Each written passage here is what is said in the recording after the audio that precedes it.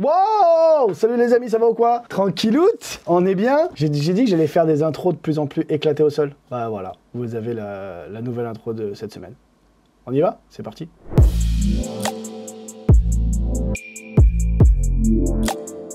Cette semaine, j'avais envie de vous parler de quelqu'un. C'est quelqu'un que je connais pas personnellement. Je vais pas vous mentir, je suis pas vous mytho, c'est pas un pote. Attends, il m'envoie des messages. Il me dit yes pour Zoom. Ok les amis, ça veut dire quoi? Ça veut dire que dans quelques instants, on va se faire un petit appel Zoom avec la personne dont je veux vous parler. Et cette personne s'appelle Marcoby. Marcoby, c'est un magicien français, mais c'est surtout le champion du monde de magie 2022 les gars. Oui. On va discuter avec le champion du monde de magie 2022. Donc, on va se faire un petit call avec lui, mais avant ça, on va regarder son numéro. Je vais réacter à son numéro. Bien sûr, je vous mettrai le lien pour aller voir le numéro en entier, sans mes commentaires, dans la description. Je sais qu'il y a des puristes et que donc vous avez envie de regarder le numéro de la manière la plus pure possible. En attendant, on regarde et je réacte au numéro du meilleur magicien au monde 2022. C'est parti.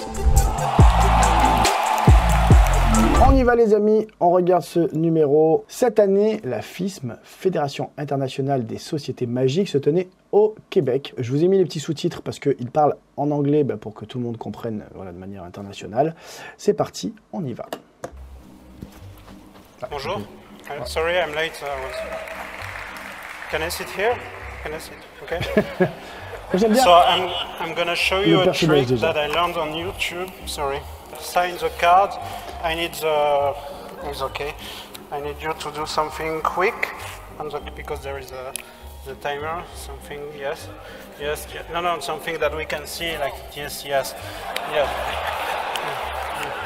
You want is a queen.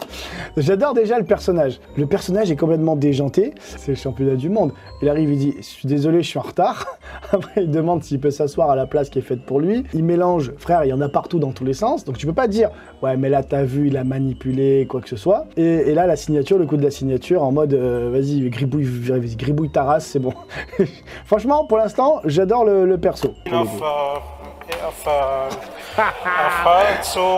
So can you put back the card? Yes. No. Yeah. And I need to find back the jokers. Something like this. Oh shit. It's 5. In the script it was joker. So anyway, we can do that move. Strange move. And allez là, c'est chaud ça. Ça, c'est très chaud. Not the best, but I like this. So pour le coup, il compense un humour et un personnage qui est complètement taré et on dirait qu'il sait rien faire de ses 10 doigts par des effets qui sont ouf. Parce que là, le changement de carte, je l'ai pas vu arriver, il m'a trouvé le cul. Hein. You happy? Yeah, me too. So now I worked a lot for this.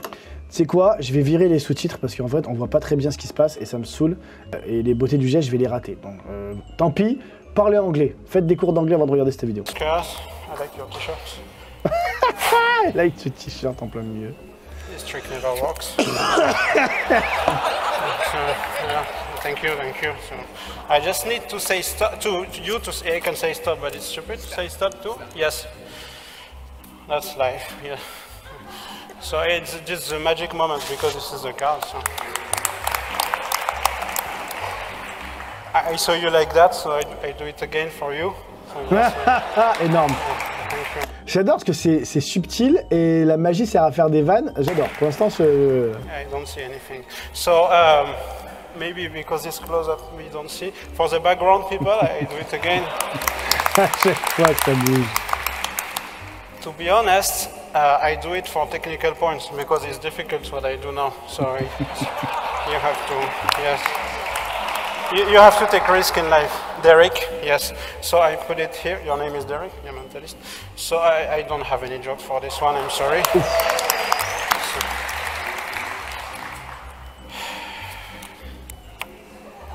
C'est ça qui est génial, c'est que les gestes sont complètement déjantés et à côté de ça, la technique elle est là et il te fait des trucs qui sont barjots. On sent un peu l'aspiration encore plus déjantée de Lennart Green. On va lui en parler tout à l'heure, on va lui demander. Lennart Green, c'est un magicien qui a gagné aussi le championnat du monde dans les années 90 et qui était dans l'esprit aussi, putain je touche les cartes n'importe comment et pourtant il se passe des miracles et c'était vraiment dingue. You want a Kit Kat? I think yes, because with the I put the bags.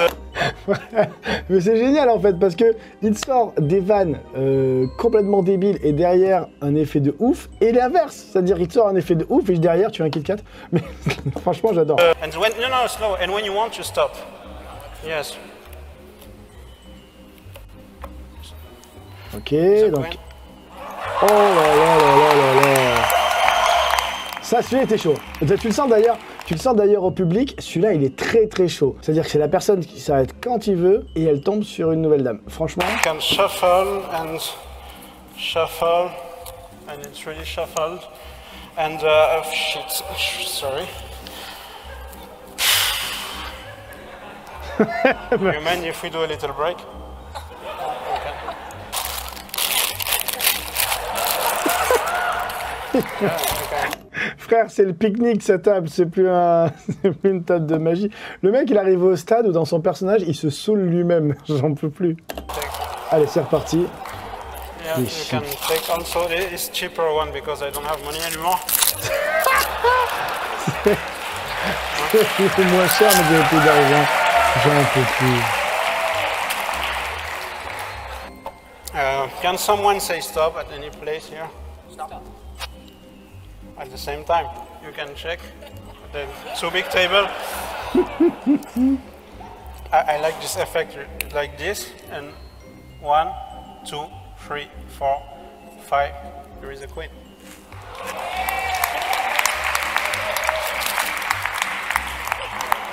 One, 2, 3, 4, 5.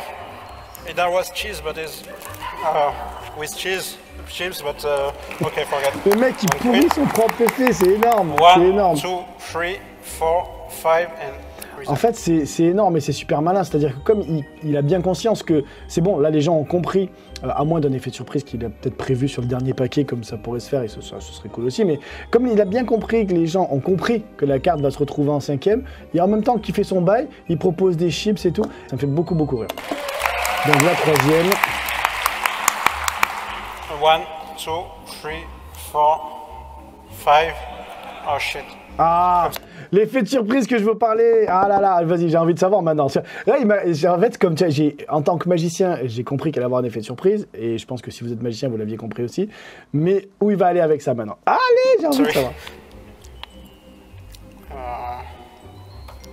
Yes, I told you the climax would be. Okay, the climax is you touch the sign card. I told you before. So we Donc can il a dit avant like que le final, en fait, l'effet magique, c'était que la personne allait toucher la carte. Who signs the card? Énorme, j'en peux plus. Attends. If you just can touch one card, you just put it.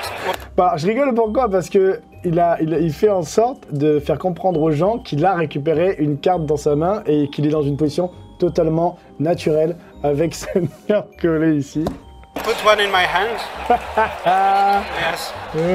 Wait, yes. This one. Do you want to change? Ah, il est énorme. J'adore, les gars, j'adore.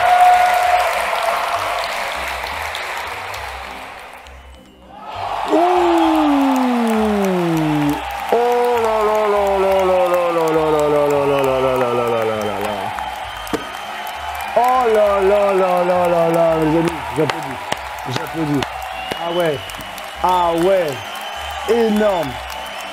Ah ouais, mais les gens sont debout et là, les gars, en vrai, on va pas se mentir, les gars. Le champion du monde, là, c'est mérité. C'est amplement mérité. Ce qu'on vient de voir là, c'est amplement mérité. C'est juste Barjo. Le personnage est décalé, mais il fait des effets de fou.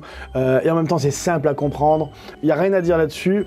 Franchement, champion du monde, c'est mérité amplement. J'espère que ça vous a plu. J'espère que voilà, vous avez kiffé. Mais attendez, ne partez pas. La vidéo n'est pas finie du tout. On va appeler Marc Kobi, on va discuter avec lui, on va lui poser 2-3 questions, savoir comment il a vécu un peu le truc, et qu'il nous parle un peu de son numéro, comment il a eu l'idée, comment il est parti dans cet univers-là. À ce qui paraît, il est quand même bien gratiné de base. Voilà. C'est le genre de mec un peu comme moi, va encore plus loin dans les conneries. Il est bien gratiné de base, donc pour le coup, allez, on l'appelle. Alors les amis, on est là, on est avec Marc Kobi, il est ici, ça y est, il est avec nous, et il est beau. Il est beau, les gars. Merci, ça fait plaisir, c'est gentil. Dis-moi... Tu me dis quand ça commence? Ça a commencé là ou... Ouais, non mais t'inquiète, on coupera au montage s'il y a un bug ou quoi que ce soit. J'adore. Non mais tu sais que je me suis tapé des barres. Là, de toute façon, tu verras après la vidéo dans sa globalité, mais je me suis tapé des barres de rire. C'était vraiment énorme et j'espère que les gens qui ont vu en même temps que moi ton numéro se sont autant régalés que moi. Tu m'as tué sur plein de trucs. J'ai adoré moi le côté vraiment où il y a des dingueries qui sont dites. Et juste après, il y a un effet de barge ou l'inverse. Il y a un effet de barge qui te troue le cul et toi, t'es en mode ouais, rien à foutre, tu veux des chips. Et je trouvais ce décalage tellement énorme. Ce personnage, il sort d'où? Est-ce que c'est toi qui es comme ça tout le temps? Ou est-ce que t'as vraiment bossé ce perso parce qu'il est vraiment calé, tu vois? J'ai toujours joué sur le décalage. J'ai pas continué toute ma vie à jouer un personnage, mais j'ai toujours joué avec, je sais pas si on peut appeler ça un alter ego, enfin. Le côté déjanté, si tu veux, c'est une exagération ou alors l'inverse.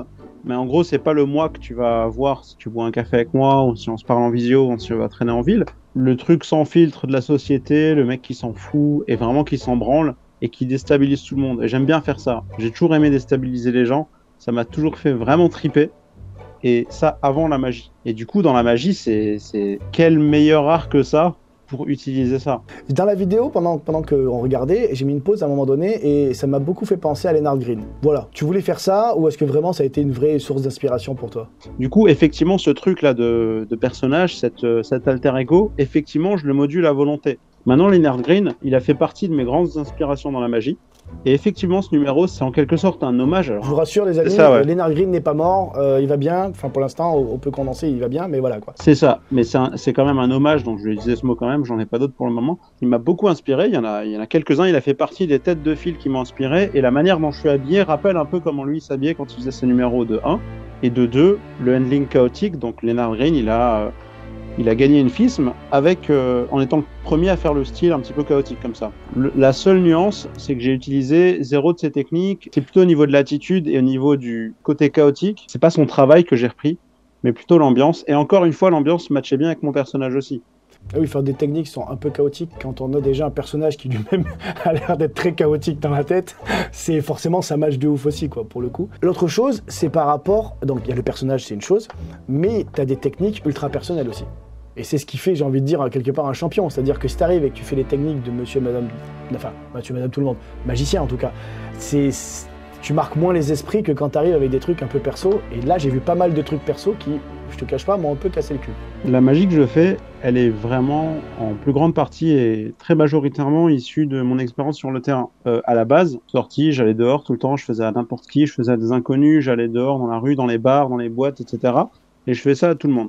Ensuite, c'est devenu mon métier, donc j'ai continué à faire ça dans des événements, enfin là où je bossais tout simplement. Et j'ai continué à faire ça un peu partout, quoi. Je reste un magicien qui fait ça très souvent, donc même quand je suis dans un transport, quand je suis dans un métro, quand je suis dans un tram, peu importe, je fais ça à tout le monde.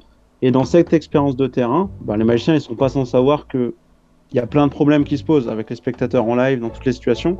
Et pour les solutionner, j'ai plein de techniques qui sont nées sur le terrain pour solutionner des problèmes sur le terrain. Ensuite, je les ai théorisés et je me suis approprié. Et ça fait que mon répertoire, on va dire technique, il est très personnel parce que c'est vraiment issu de cette expérience et non pas j'apprenais et ensuite je pratiquais. C'est plutôt je pratiquais, j'apprenais en pratiquant et ensuite j'alimentais mon répertoire des trucs qui existaient à droite, à gauche et je peaufinais toujours ça avec ma sauce. Et à la FISM, forcément, comme c'est le championnat du monde de magie, c'est quand même bien d'arriver avec des trucs où les gens voient que c'est à toi et que ça soit pas des trucs qui sont déjà faits par tout le monde. Donc il y a certaines techniques que j'ai voulu mettre en avant. Les plus personnelles que j'avais, je les ai foutues dedans et je les ai bien mises en valeur, quoi. Et je pense que c'est le bon cocktail en fait. Il y a le personnage qui détonne, il y a les techniques personnelles. Ce que j'ai trouvé moi aussi, c'est que c'était super bien construit. C'est-à-dire que moi je pars du principe que quand tu montes un numéro, des fois les gens ils te perdent. Tu sais, quand ils font leur truc, ils te perdent, tu sais plus où ils vont, pourquoi ils en sont arrivés là. Et la lecture de ton numéro, elle est hyper simple. N'importe qui regarde ton numéro, comprend la lecture du truc. Et c'est ça qui fait que t'embarques tout le monde aussi. Entre le personnage, le fait que ce soit simple à comprendre, et pas besoin d'être sorti de Saint-Cyr ou d'avoir fait déjà de la magie pour comprendre ce que tu es en train de faire. Voilà, ça embarque tout le monde, je trouve. Non mais clairement, j'ai bien aimé ta comparaison. Il y avait un dernier petit truc que je voulais aborder, c'est par rapport à la pression. Comment tu gères ça? Parce que moi j'ai fait des salles, avec 900, 1000 personnes. Je suis pas du tout dans les concours pour le coup, et donc c'est sûr pas la même ambiance. Être jugé par des gens qui maîtrisent, enfin ça doit pas être facile psychologiquement à gérer. Alors c'est complexe, mais de manière générale, la différence des concours que j'avais a pas mal aidé. Donc je pense que quelqu'un qui a jamais fait de concours et qui débarque fait ça, à mon avis, c'est très compliqué. Mais je dirais qu'elle se gère principalement dans la préparation. D'ailleurs, tu as parlé de construction, effectivement, tout numéro a été construit, mais pas seulement dans son aspect construction. Il a aussi été construit dans la manière de l'aborder mentalement. Qu'est-ce que doivent penser les gens? Qu'est-ce que je vais penser moi? Dans quel état d'esprit je dois être? Qu'est-ce que je dois avoir mangé avant? Absolument tout. Tout a été construit par jamais vraiment, donc il faut l'utiliser à bon escient. Mais il faut surtout, enfin ce que j'ai fait en tout cas, c'est que j'ai anticipé le pire. Ça veut dire qu'est-ce qui va m'arriver à ce moment-là? Qu'est-ce que je suis censé ressentir? Ok, tu sais que tu vas ressentir ça, donc pense déjà, anticiper ça. Tu sais, par exemple, tu te dis la veille, tu vas te sentir très mal, ou 5 jours avant, tu vas te sentir très mal, mais tu le sais déjà à l'avance. Et le fait de savoir à l'avance, ça crée toute la différence par rapport à un mec qui se prend tout dans la gueule sans être prévenu. Très très content d'avoir découvert ton numérofisme avec les abonnés, et très content d'avoir pu discuter avec toi aussi de tout ça. Je vous mets l'insta de Marc-Obi dans la description, comme ça si vous voulez aller le suivre, n'hésitez pas, vous allez le suivre. Si vous avez d'autres questions, on sait pas si t'es sympa, tu réponds aux gens qui t'écrivent? Non, plus maintenant. Non, ok, bah, c'est normal, c'est normal, c'est l'effet champion du monde quoi, c'est normal. Non mais voilà, si vous avez des petites questions à lui poser que j'aurais pas posé moi, vous êtes sympa, vous écrivez des DM, mais c'est gentil. Donc merci à toi d'avoir participé à cette vidéo, ça fait vraiment très plaisir. Et puis à l'occasion, c'est gentil, hein. Merci pour tes impressions, ça me fait plaisir aussi. Et puis c'est la manière dont on s'est rencontrés finalement. Ah oui, on va continuer d'échanger et puis je vais aussi découvrir la vidéo quoi, parce que là pour le moment, elle va sortir comment ça va être très vite. T'inquiète, elle sort mercredi, donc très vite tu auras la vidéo en place. Rappelez-vous les amis, dans tous les cas, toutes les vidéos sortent le mercredi à 13h, donc vous êtes au rendez-vous. Si ça vous a plu, vous mettez un petit pouce bleu, ça soutient, ça fait plaisir. Et bien sûr, tu t'abonnes, tu actives la petite cloche pour être prévenu des prochaines vidéos. Puis moi, je te dis à très bientôt sur les réseaux sociaux, sur une prochaine vidéo. Ciao, ciao!